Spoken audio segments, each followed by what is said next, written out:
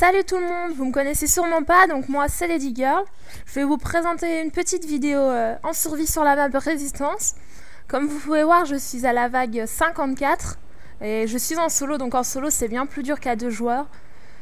Donc je vais commencer par me présenter avant de vous parler un peu du gameplay, mais avant ça je tiens juste à remercier la Girls in Game pour avoir upload cette vidéo.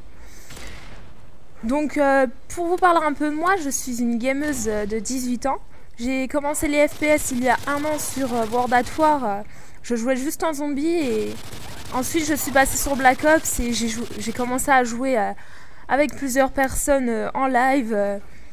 Donc toujours en zombie hein. Et grâce à eux ils m'ont donné des techniques pour jouer et j'ai fait plusieurs top 100 et top 10 en zombie. Donc j'étais assez forte, vous m'avez peut-être déjà vu dans des vidéos de PGM de zombies quoi. Donc ensuite j'ai un peu testé le multijoueur et j'ai complètement adoré ça. Je suis pas très forte mais je fais quand même de bonnes parties et bon bah quand j'en fais ça fait toujours plaisir hein. Moi mon truc donc c'est plutôt la survie. Donc ça se voit peut-être un peu sur cette vidéo parce que 54 en solo, enfin je vais pas mourir à la 54 hein. C'est quand même assez énorme. Donc je vous avais pas mis, voilà j'ai fait un montage hein, parce que la partie elle a quand même duré 3 heures hein. Donc j'ai fait un montage, j'ai fait ça en 8 minutes et je trouve que ça passe bien. Donc c'est ma deuxième partie solo en fait, j'avais fait un test juste avant, je suis morte par une Claymore à la manche 38. Donc j'ai recommencé et j'ai fait ça. D'habitude je joue plutôt à 2, en fait je joue avec mon copain et on arrive à faire des scores pas mal, on a déjà fait 77 sur cette map et à 2 c'est vraiment bien. Sinon pour parler un peu de mon parcours sur YouTube, je viens de commencer à faire des vidéos. Donc je fais des vidéos commentées en particulier sur Call of Duty, quoi, tous les Call of Duty. Je viens de commencer à me mettre sur Battlefield 3 et je vais sûrement me mettre à Minecraft, même si je sais pas encore y jouer. Donc ça fait 1 mois que j'ai commencé à faire, que j'ai sorti ma première vidéo et je vous invite à aller voir ma chaîne. Et comme je sais que tous les mecs veulent un peu ça, de voir la tête des commentatrices, en fait, je vais aussi faire des face commentaries, j'en ai déjà fait un. Je vous invite vraiment à aller le voir, on s'est assez marré en le faisant. Donc à l'heure où je vous parle, il est déjà en ligne. Voilà, c'est pas pour montrer ma tête, hein, c'est vraiment c'était un défi en fait, c'était bien marrant et voilà. Bon, je vais vous parler un petit peu du gameplay. Donc comme vous pouvez voir, comme je l'ai déjà dit surtout, je suis à la vague 54. Et là, je suis... c'est la vague des mastodontes, en fait. Il faut jamais camper à cette vague. Alors, comme vous pouvez voir, je mets des bombardements. En fait, c'est la stratégie la meilleure pour qui est pas cher et pour aller loin. Et donc, il faut les flasher avant de mettre un bombardement pour qu'il soit efficace. Et comme vous voyez, j'ai eu plein de hit markers. Ça veut dire qu'il a été très efficace. Sinon, à toutes les autres vagues, en fait, il faut camper... sur Résistance, la meilleure camp, c'est vraiment le petit magasin. Donc je vous conseille d'y rester, c'est vraiment le mieux. Après, les stratégies sont pas toutes les mêmes pour toutes les maps parce que elles sont pas faites pareil quoi. Donc sur ma chaîne, je vais sûrement mettre un peu les stratégies d'un peu toutes les maps. J'en ai déjà fait 2 et une qui va arriver. Voilà, sinon comme vous pouvez voir, là pour le lieu de camping, on met des tourelles derrière et on met des claymores pour pas que les ennemis passent par derrière parce qu'il y en a quelques-uns qui s'amusent à passer d'ennemis. Alors en solo c'est un peu plus compliqué qu'en multi. Bon déjà puisque en solo on peut mourir à peu près qu'une fois. Vous verrez ma mort à la fin de la partie. J'ai rien pu faire en fait. Si on meurt une fois en solo c'est un peu la fin de la partie. C'est vrai que c'est pas évident. Alors qu'à 2 on peut mourir un paquet de fois. On peut à peu près toujours se sauver. Voilà comme vous voyez donc je campe dans le petit magasin. Et il suffit d'attendre les ennemis qui viennent et de les tuer.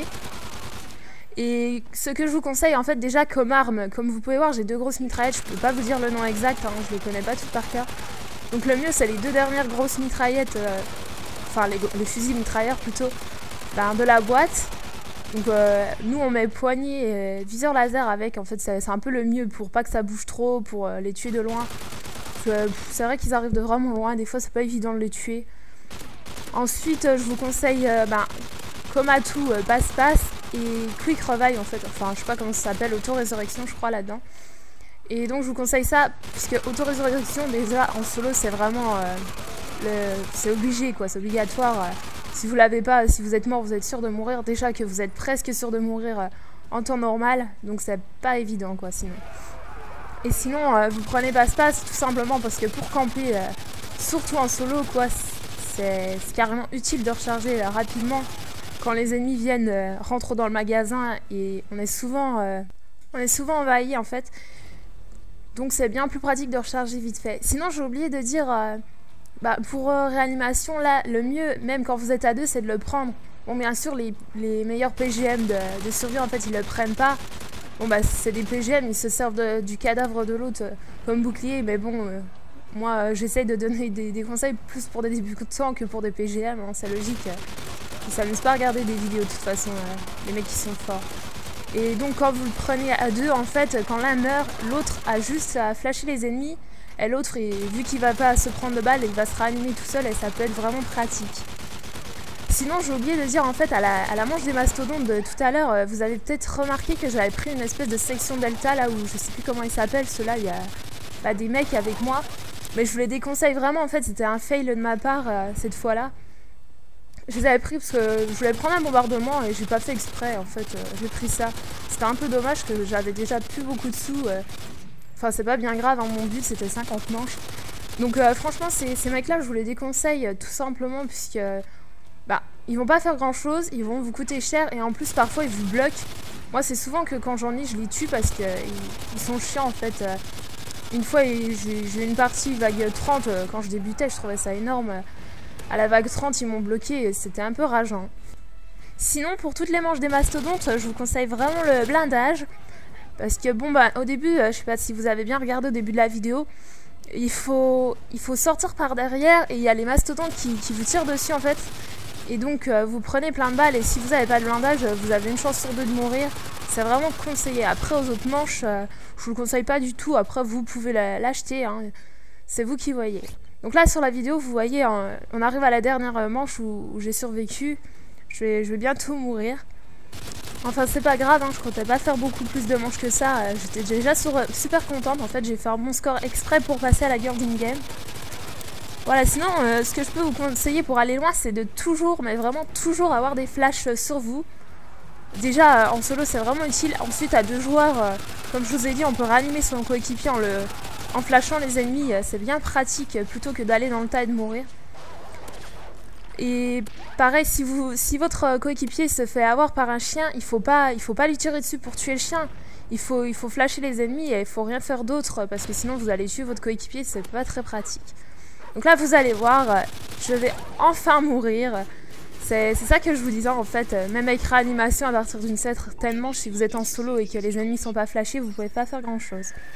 Voilà, c'est pas grave, de toute façon, j'avais plus d'argent dans le jeu, c'est pas bien grave. Voilà, donc j'espère que cette vidéo vous aura plu, n'hésitez pas à aller voir ma chaîne, et vraiment merci à la Girls in Game d'avoir upload cette vidéo. Allez, salut tout le monde!